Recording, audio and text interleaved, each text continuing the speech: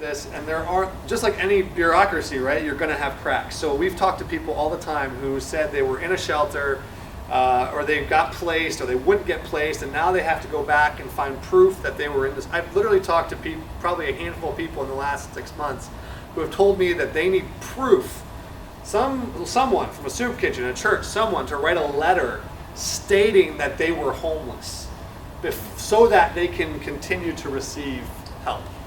So this is something that even you guys can do, actually, to help people. Like if someone comes to you and you meet someone on the street and says, "Look, I'm homeless. I'm in the street. I need someone to write a letter saying that you saw me in the street." That's actually a legitimate thing. Like that's actually something that will help that person potentially get into a shelter. So it'd be like that's a normal. And it's not a crazy. May sound crazy sometimes, but it's not a crazy question. So just be ready. So once they go through the assessment, once they go through, they ascertain that this is a person who genuinely needs shelter, right? They call Uncle Johnny. Johnny says, "Heck no, he can't stay with me." They call, his cousin. They call everyone. Find out this person genuinely needs help, genuinely needs shelter. Then they go into a process of placement. They will place them in a shelter somewhere. This is the other kind of catch to the whole thing, is that you have shelters all over the city, but different capacity and different availability all at any given moment. So you have some people who go into intake and they say they're working in the Bronx and they have a job and they have a family. So the guy that I met in East Harlem, right? So he was in Harlem, but they placed him in a shelter in Queens. So now, in order for him to get a job, he said he has to go to the program in Harlem every day first, and he has to go to talk to the social worker with his shelter in Queens, which has a curfew. So he can't actually get from his shelter to his job, to his program, to his curfew. It just doesn't, so he ends up getting stuck in sort of this cycle. And that's that's common. That's not an unheard of thing. You have people who are getting placed in shelters where there is space. And because it's free and because it's a shelter, they really have zero leverage to say, "Listen, I have a job in the Bronx. Can you find a shelter for me in the Bronx?" They can say that, but there is absolutely no reason why the person doing their assessment has to look there or has to. So it's really kind of luck of the draw. That's why one of the other things I tell people when I'm telling them about this system is to be overly friendly with their assessors. Okay, this may sound like something silly, but it's actually a really huge deal. Like I tell people, when you go into that assessment, be friendly, be nice, be patient. Yes, sir. No, sir. Okay, absolutely. Not because it's because you're going. If you work in the Bronx and your family or all your network is in the Bronx, by the time you get to the point where you're like, "Hey, would you mind looking for a place in the Bronx?" If you started out that appointment with kind of a chip on your shoulder and you're ticked off because of the process getting you to that point, and you're making demands, that person's seeing hundreds of people a day. They're not going to go out of their way to help you out and send you to a shelter in the Bronx, even if there's space, because you've been kind of impatient and rude. And so, like I tell people before they go into the system, I'm like, okay, make sure you get as much proof as you can, as much proof of need. If you can have a friend write a letter of eviction, if you can have a friend be willing to give their number as proof of need. Yes, call this person. He will tell you that I am no longer able to stay with him. Then I will say, on top of that, you need to be really friendly, really appreciative. Even if the person treats you like a dog, even if the person is rude, try to instill that into the person that you're trying to help through the system, because just having a friendly attitude can literally be the difference between them getting placed in a shelter that's 3 hours for their kids on the school bus, on a bus or a train to get to school, or 20 minutes. I don't know if you guys have seen, watched the Daily News, I think, did a piece, or someone, I forget who it was, honestly, but on actually these kids that were riding 3 hours on the train, the subway, the bus, just to get to school, because their kids didn't want to pull them from a different schools, because you pull kids out of a school every few months because you're being moved around, and the kid is inevitably going to get frustrated and eventually going to quit. And their odds of dropout go up, and the minute the odds of dropout goes, the kids now, their future is at stake, and now they're struggling to get ahead. So getting placed in a shelter close to home or close to the school is actually a really big deal. And sometimes just being friendly and patient and considerate with someone that's doing the assessment can be the difference in that regard. So once they get placed. So if so the guy I met in Harlem, he got placed in Queens. Once you get placed, now what they have is they have I don't know if they're all doing it, but they have actually a 30-day intake shelter. So they basically doubled down on the whole intake process. So now people will go into a shelter for 30 days where they won't just assess them for that 24-hour period. They will now assess them for 30 days. Now the goal of that is to see if there's a way to expedite their housing. Because right now there's sort of a change in the winds in terms of philosophy. Right now the Mayor de Blasio and there's a number of other cities are practicing this philosophy called housing first. And this new model basically says that it's cheaper to give someone who is homeless a room rent-free than it is to put them in a shelter and then deal with the consequence of homelessness, chronic homelessness, like ER visits, police costs, jail costs, lawyer fees. Like, it's actually for doing things that homeless folks do, like using the bathroom in public. Like, it's cheaper to actually just give them a room. So because of this model and this conclusion that they've come up with, there's a lot of people right now who might qualify for housing right away. Now most of those, and that's going back to the original distinction, right? I talked about housing versus shelter. So now I'm kind of jumping to housing. So like the goal for this is to find a 30-day assessment shelter where they can see if this is a person who qualifies for housing right away. Now honestly, New York City, guess what? There is no housing, right? Cost of living is skyrocketed. Like, you just can't, there are no low-income apartments. Like, I don't know if you guys have read the articles about the building developers who are getting subsidies for building lower-income apartments, but then they're getting sued because they have a separate entrance. They're calling it a pour door. There's all kinds of legal, rigmarole around that. So like the government's trying to find a way to incentivize these building developers to build low-income housing because they just don't have enough, because a room in Upper Manhattan goes for $3,000 a month. So because of that, they're not going to rent them out to someone getting paid from Medicaid or Social Security at $500 a month. They're going to flip it, and they're going to renovate, and they're going to jack the rate, and they're going to make a bunch of money. So they're trying to find ways to incentivize lower income housing, but it's still a slow process. So because of that, the only people right now who are really getting subsidized affordable housing are veterans and like families and people with disabilities specifically. So basically, if you're a hardworking Joe, the age of 30, and you just happen to have really, really bad luck and you've had a rough go of things and can't find work, you are on the very bottom of the list. There really is they're not going to be able to jump from the 30-day assessment shelter right to affordable housing. That's not going to happen. So what they're going to do is they'll assess them for 30 days, and then what they'll do is they'll place them in a longer-term shelter, which could be, it's typically a year.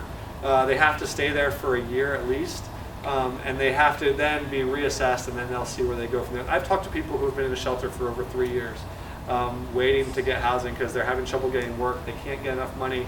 So they're getting placed in a longer-term shelter. However, the 30-day assessment shelter is allowing people who do have disabilities, who are veterans, who do qualify for certain monies that allow them to get, sort of move up to the front of the line of affordable housing. So like families, I know I've seen things in the news about Mayor de Blasio trying to get, they said he was trying to get 300 families housed this year or something. So they're trying to do things to get people from the shelter system into the affordable housing, but it's a process. So this is the sort of the layout of the New York City shelter system in terms of intake and process. Does that make sense?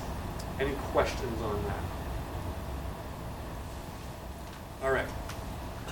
So the next option when you talk to someone who's in the street is privately funded shelters. Okay, and I'm still talking about, so you have that whole system. Now honestly, when people tell you in the street that they will not go to a shelter, guess what they're talking about? They're talking about the New York City shelter system. They are not, very few people who are homeless in the street make the distinction between private shelters and public shelters. So when they talk, they say, oh, I'm not going to a shelter. I got robbed there, I got molested there, I got raped there, I got abused there. And guess what? Most of those stories are probably true.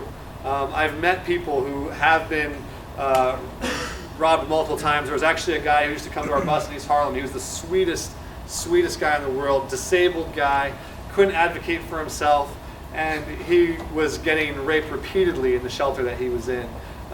because he was like a child in a man's body. So he was really just getting abused viciously in the shelter system. Again, I'm not trying to say all shelters are like that. I'm just saying there's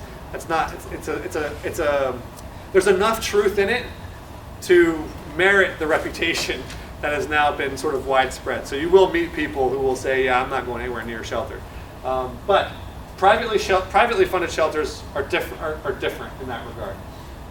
Privately funded shelters are extremely temporary.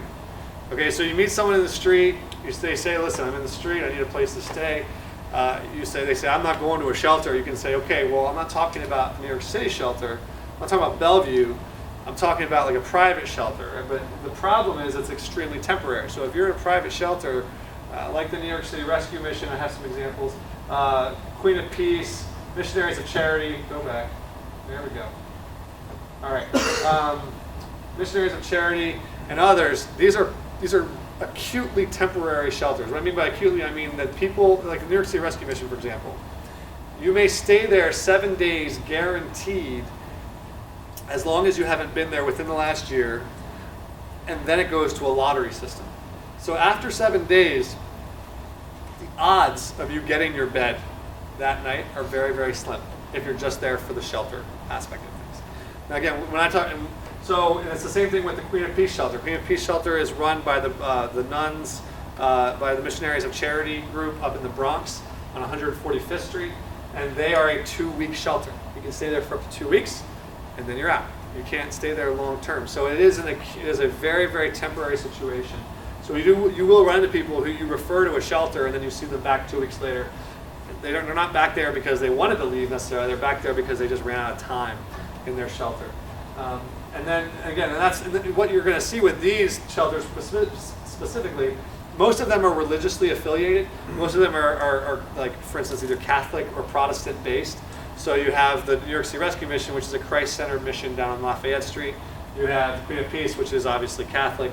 Missionary of Charity, obviously Catholic. St. Anthony's is a Franciscan order. So you're going to have more of the tone of the shelter will be different. So when you're talking to people in the street, you can tell them, listen, maybe if you haven't tried these shelters, it's not, remember you make that distinction. These aren't public shelters. This is not Bellevue. This place is run and funded by people who genuinely love God and therefore love you. They're doing this out of their faith that God thinks you matter. They're not doing this for a paycheck. They're not doing this just to shove people in beds. They're not doing this just to, it's not that way. So you can kind of help people understand the distinction. And that will then maybe allow them to kind of let down some walls in terms of what they're open to. So that's a very important distinction with regards to these things. Now again, restrictions of drug and alcohol use because they're Christ-centered programs. For instance, St. Anthony's, I know, does a breathalyzer at the door. New York City Rescue Mission, if you're going to go in there, if they catch you drinking on site, they will kick you out. So there is there's a kind of a strict policy on drugs and alcohol use, typically at these programs. Because again, they're more church-based than they are sort of just bed-based, if that makes sense.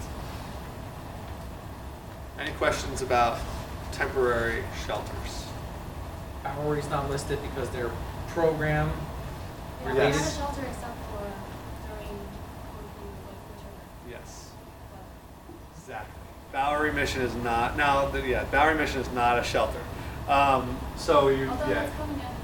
Yes, they have a pilot program, but they're already full. So yeah, you're not gonna be able to. As far as I'm concerned, if you can't get someone to a bed, no point talking about it. But so the next, so you have New York City shelters and privately funded shelters, and then you have the next step is programs.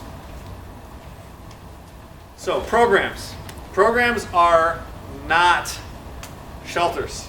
This may go without saying, but it's a very important distinction. When you send someone to a program, you are not sending them to a shelter. They may not come and go as they please. They may not, they're not just crashing there for the night.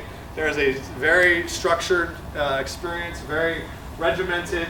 There's going to be restrictions that apply. For instance, if you're on certain prescription medication, if you have some certain diagnosed mental illness, different programs have rules about sexual orientation.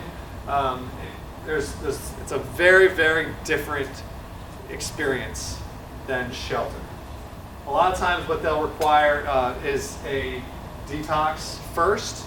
a detox before they get in, because the programs are I describe them to people as a timeout, basically a way to get away from the sort of the waves crashing over you of life, right? So you have people who are going through joblessness, they're going through drug and alcohol problems, they're having relationship problems, they're in crisis to crisis to crisis, and a program is a place where they would actually get more of a long-term response to the situation that they're in. There are a lot of people in the street who do not qualify and do not have any interest in programs. It's just a fact. So I think there's a lot of times there's a thought process among Christians especially who, like, so for instance, have heard of the Bowery Mission. They know the Bowery Mission, they meet a homeless person, they say, oh, you should be in the Bowery Mission. Not necessarily. In fact, probably most of the people who are in the street shouldn't or wouldn't be allowed into the Bowery Mission, the program. It's just the way it is. Same thing with the New York City Rescue Mission. They have a program for men, and they go through that program. It's a 6-month thing. It's literally like bringing someone into your home. It's more like that. So like you're not just providing a bed for someone, you're actually inviting them into a long-term process of rebuilding, of restoration, of discipleship. And even if you're talking about a secular program, like a drug program, inpatient, long-term program is the same kind of thing. You're going to have to, usually if it's a secular program, there's some sort of billing involved, whether it's Medicaid or otherwise. There's also, again, long-term, like you're talking 6 months to a year, you're talking about counseling, you're talking about job skills, you're talking about all these different things that someone will be rebuilding, but they'll be doing it on site. There'll be restrictions about phone use. There'll be restrictions about being curfews, coming and going. You may have to have like a 30-day blackout period where you go in for 30 days and you can't talk to anybody outside the program. That's not uncommon. So, and the reason for that is that if someone goes into the program and the only people that they have on their phone are their drug dealers, and you're trying to help them get off of drugs, you end up with a problem when they're calling their drug dealer every other day. So what they'll do is they'll say, no, you're going to do a blackout period, because at the end of 30 days, probably the only people who will still call you are actually people who care about you. The people who don't care about you so much and just want to give you drugs and keep you in bondage, they'll probably stop calling about the second week. So the idea is like you'll have a more structured environment. So again, when you meet someone in the street, you're not going to be able to say, hey, you should go to the Bowery Mission. Yes, I mean, it's possible, but you have to find out more information. You have to find out about the intake process. You have to talk about what the rules are in terms of their drug, the drug and alcohol that they struggle with, and the life control issue that they struggle with. What is the process to get them into that program? And like I said, and then and detox. Detox is a big deal. So let's talk about detox. Does anybody have any questions before I go into that? Okay. Detox. So, the reason why most programs, secular and Christian, require a medical detox before people go in is because most of these programs do not have physicians on site. You do not have medical personnel. Most of them don't get funding for that. You just don't. It's just they may have nurses during the day, like a nurse during the day or something, but they don't have the capacity to deal with someone who is medically shutting down. If their body is responding poorly to, like they're using opiates or alcohol or benzos or something, your body can respond very badly, can go into shock, and there are people who die as a result of detoxing because their body just can't deal with that. So a lot of these programs will have rules. They'll say, listen, we'd love to have you come in the program, but you have to do a detox first.